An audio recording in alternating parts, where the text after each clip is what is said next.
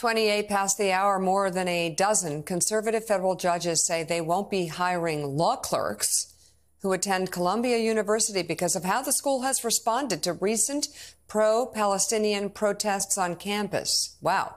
The 13 judges, all appointed by former President Trump, sent a letter to the university's president and dean of the law school this week, explaining that they've, quote, lost confidence in Columbia as an institution of higher education. The letter goes on to read, Columbia has instead become an incubator of bigotry. As a result, Columbia has disqualified itself from educating the future leaders of our country. The dean of Columbia's law school put out a statement in support of students, arguing Columbia law graduates are, quote, consistently sought out by leading employers in the private and public sectors, including the judiciary. Willie. Joining us now, the CEO of the data intelligence company Generation Labs, Cyrus Beschloss. His group is out with new polling first published yesterday in Axios, examining how college students are feeling about the ongoing protests at their campuses across the country. Cyrus, it's great to see you. So what did you find? Because we've been talking about this the last couple of weeks. You see some polling that Mr. Della Volpe brought us that showed it was like the 15th or 16th most important issue, Gaza. What did you find in your polling? Yeah, I mean, we've seen the steady stream of footage out from college campuses.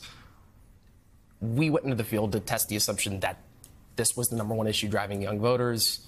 My company, Generation Lab, we have got the largest frame of young people, 2 million young people across the country. We did a poll of 1,250 college students across hundreds of campuses to see, how important is Gaza? We've seen the footage, obviously.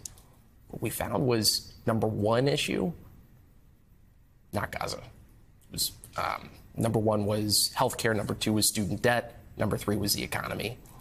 Gaza came in last. So very consistent with the polling that you mentioned. I think the big thing to consider here is young people tend to look at this issue a lot like the rest of the electorate. Not so different.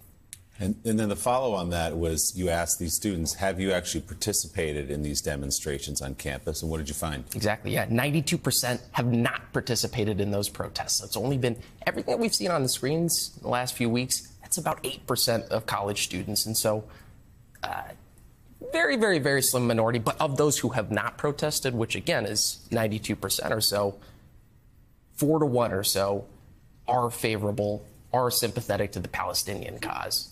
What's your sense of the college students that you've polled or the campuses you've been to? Are they going to vote or not?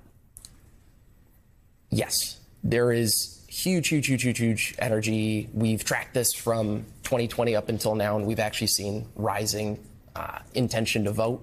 I think the question is what issues are going to drive them.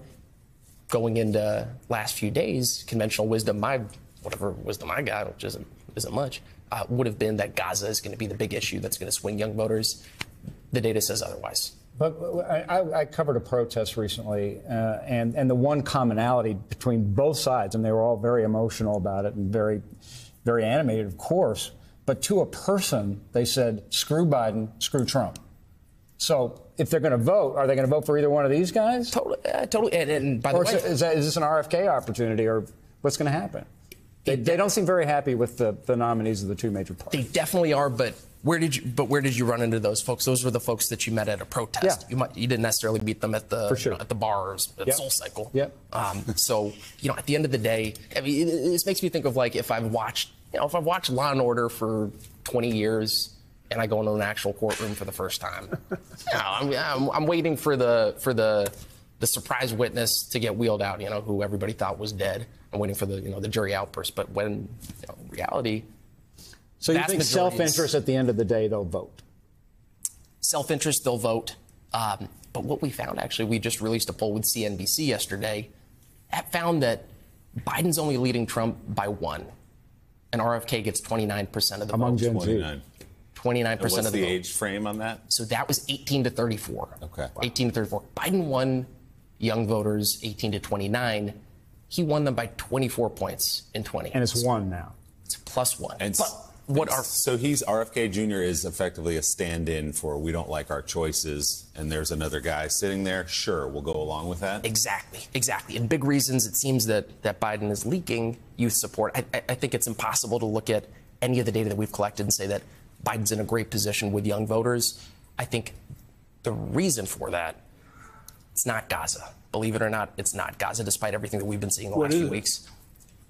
It's the kitchen table issues. It's the boring stuff. For students. For students. I mean, it's amazing. Healthcare, education, the economy, just and no nonsense, broadly, I mean, normal the life issues. So striking. Like every other voter. Like every other voter. This is a generation of young voters who don't think the future is going to be as good for them as it was for their parents, which has been a, sort of a stable part of our, country thinking for forever.